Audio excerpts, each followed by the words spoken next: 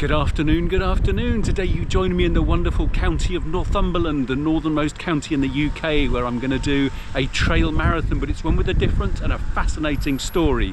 So while I go and get the coach to the start, I'll tell you all about it. It's Sunday the 3rd of August 2025 and I'm taking part in Run the Raid on Lindisfarne Coastal Half Marathon, organised by Fylde runners. It's just over 13 miles, 22 kilometres long, with 350 feet, that's 105 metres of ascent, and it's a coastal run commemorating, if that's the right word, the Viking raid on Lindisfarne in AD 793.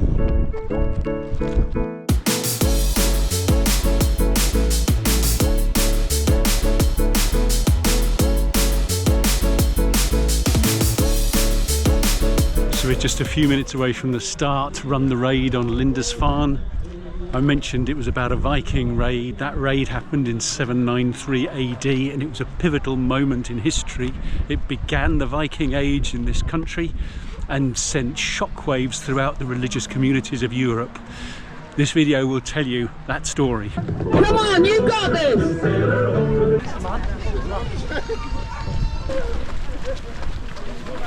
So we start in Berwick-upon-Tweed, which is actually made up of 3 communities. Berwick, Tweedmouth, because this is where the River Tweed comes out into the North Sea, having started way over at Moffat and Dumfries, where I was a couple of weeks ago. And also Spittal, which is where we are now.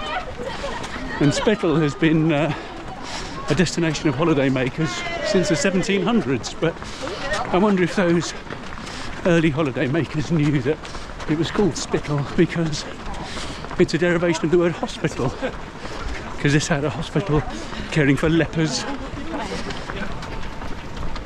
And Berwick, I should add, is the birthplace of legendary lioness Lucy Bronze, who, if you didn't know, I saw on Facebook yesterday, she actually played the Euros with a broken leg. So the route is generally flat, apart from 2 little ups and then a final uphill to the castle at Lindisfarne. But here's the first up, straight through there where you can see the purple flowers, and the lead guys are through already.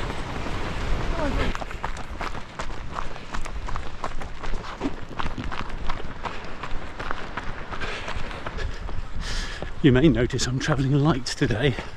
I don't think I've ever done a half marathon without a hydration pack, but today they were saying that there's water stations at 3, 6, 9, 12 miles. So as it's going to be a warm day and I always overthink everything, I thought, right, so I've got no water with me. I had half a litre before the start. I've got 3 gels and I'll take one at 3, 6 and 9 miles and we'll see what happens. So Run the Raid then, well, our story begins 1500 years ago, and there were 2 major things of significance happening about 1500 years ago. The first was an Irish monk called Columba sailed from Ireland with a group of fellows and landed at Iona off the Isle of Mull in Scotland's Inner Hebrides. And that brought Christianity to the UK, specifically to Scotland. And they built an abbey there, and it's still quite a sacred place. Well worth a visit if you get the chance.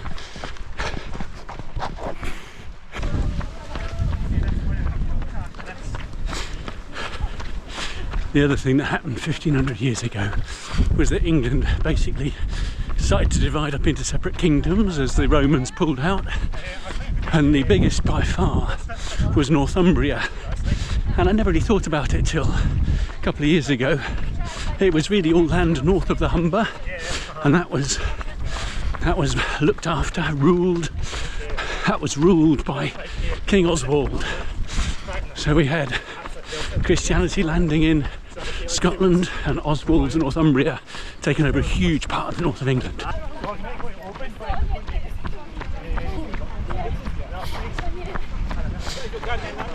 I should just add that anything under 2.5 hours is good today. It's a hot day, I've not been training for speed, everything's been endurance, so we'll see where we go. As 3 miles, first water station, first gel.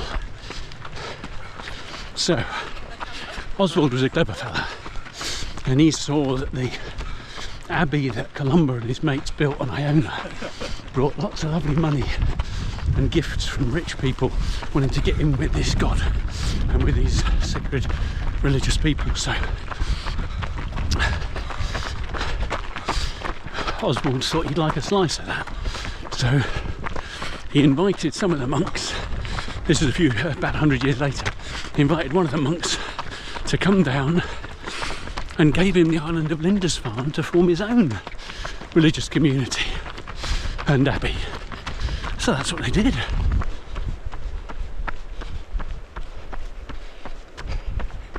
So Aidan and his band of monks set about building this religious community, which they did, and it grew in reputation and attracted more and more gifts and land, which pleased Oswald greatly.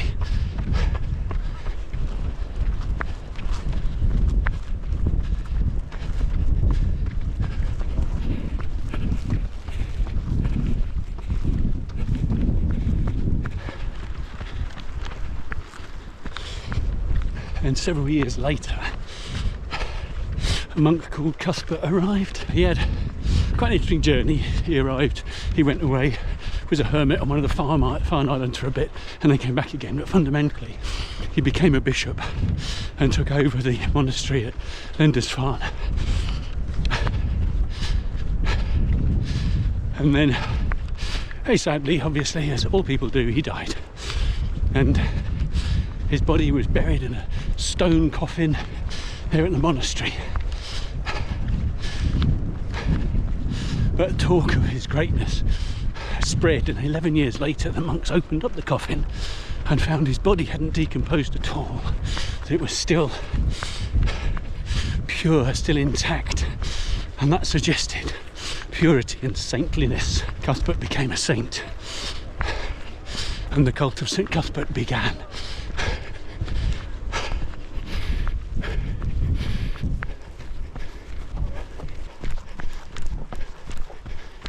So if having a monastery on your island brought riches and gifts, having one with the relics of a saint on it brought even more, and Lindisfarne's wealth really grew. In June 793, a band of Viking pirates attacked Lindisfarne. Depending on who you read, there may have been 1 or 2 attacks from these Danish pirates on the UK by then, but it was certainly very, very few. Nobody was prepared for or defending against the Vikings. And these Vikings meant business. They were proper pirates to take whatever they could and dispatch anybody that stood in their way. Thank you. Again, the research suggests that they were lucky picking on Lindisfarne, that they wouldn't have known quite how rich it was. But they probably would have realised that as a monastery it would be populated with pacifists with no defence, and being on an island there was no quick, easy way for anybody to go get help. So, the perfect target in many ways. And they took everything they could.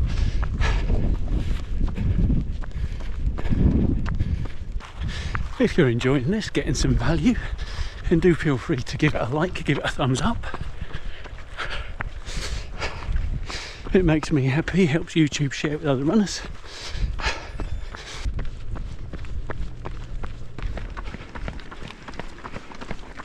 The attack was particularly brutal, and one scholar who was writing in the court of King Charlemagne, who was in Francia, yet it had become France at the time, wrote the following: "Pagans have devastated our sanctuary, shed the blood of saints around the altar, laid waste to the house of our hope, and trampled the bodies of our saints like dung in the streets." So the savagery of the Viking raid made people question these Viking invaders and whether we now needed to defend against them. But also, the big thing that made the religious community stand up and take notice was that these pirates had attacked a saint's abbey, and St. Cuthbert had done nothing to protect his brethren. That same French scholar wrote, "What assurance can the churches of Britain have if St. Cuthbert and so great a company of saints did not defend their own?" A good question. And here we are, there's the causeway to Lindisfarne. Last 4 miles. So we're now just leaving the mainland, and here's the causeway to Lindisfarne. And this causeway is only open at low tide, of course. And even though the times are posted on a digital sign behind me when it's open, and everybody knows that this is an island, they still reckon they have to rescue a car a month that gets stuck as the water comes in. So what of the monks? Well, this began that Viking period of invasion, and then the Vikings took over from the Anglo-Saxons as the predominant nation in this country. So the monks, faced with these ever-increasing Viking raids, decided to leave Lindisfarne, and they picked up St. Cuthbert's relics and what little treasures they had left, and went on a pilgrimage to find a new place to base themselves.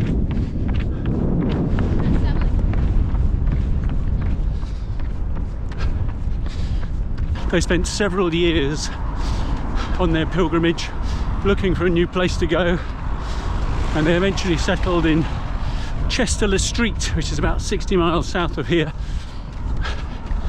and set up a community there. And St. Cuthbert and his relics resided quite happily there for about 100 years or so, before they relocated once again to a little place called Durham. And having St. Cuthbert there meant that Durham became a renowned place of religious significance. Had a cathedral built there, so if you go to Durham Cathedral today, you'll see the relics of St. Cuthbert that started their time 200 years before up here. And Lindisfarne now, whilst it's still a place of religious significance, is now an amazing nature reserve, wildlife sanctuary with wading birds and rare plants and seals, and very popular. If you do come here, check on the Northumbria website and it'll tell you what times the causeway's open. This part of the run is very much what I call ultra shuffle. It must be what it's like when you do road runs, but just brain in neutral. What are we now? So we're just doing 3 miles on the road by the looks of it, and it's just 1 foot in front of the other, nice and steady. Here we go. So is that the end of the story of the monks on Lindisfarne? Well, no, not quite. When the Normans came in 1066, they of course were pirates in their own ways, and in the face of too much attention, some of the monks left Durham.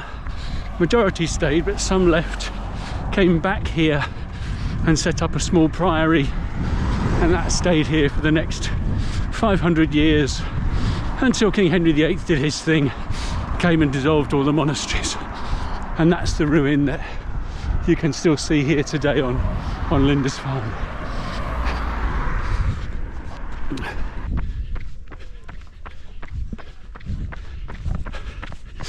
Nice flock of sheep.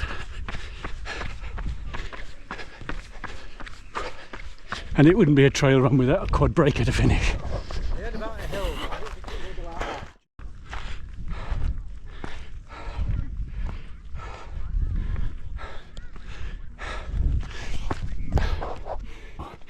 So that's the ruins of the old priory that the monks who fled William the Conqueror and his troops in the 1000s, that's what they built. And there you can see the castle, which may look to be old, but actually, even though it was begun in 1500 or in the 1500s, it was bought by an entrepreneur in about 1900, had it completely refurbished, redone, and then he used it for lavish parties. That's why it looks in such good nick at the moment.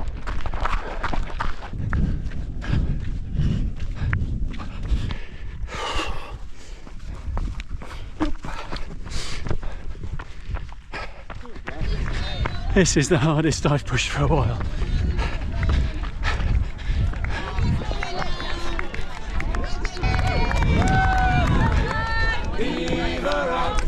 Oh, look at that, he's videoing and I've got me drink. Well done, guys, great work. It's interesting, isn't it, that you could just come here and go, oh, lovely run, but actually knowing how this place was fundamental in changing how people felt about religion and how they felt about the Vikings some 1300 years ago is quite extraordinary. So there we go, all done. I'll pop up the stats so you can see what it was, but that was a good hard run. I pushed myself physically and mentally. Legs were not hurting, but you know, you knew you were putting in effort, and I kept it going. Shout out to the girls from the Moseley Running Club. They kept going at quite a good pace right in that middle section, which was slightly faster than I wanted to go, which was perfect for me because it meant that I did keep going. And then the last miles 9 to 12 were all tarmac. It was on the causeway. The GPX that I downloaded obviously wasn't right, that said we go across the sand. So it was quite a mental challenge then just to dig in.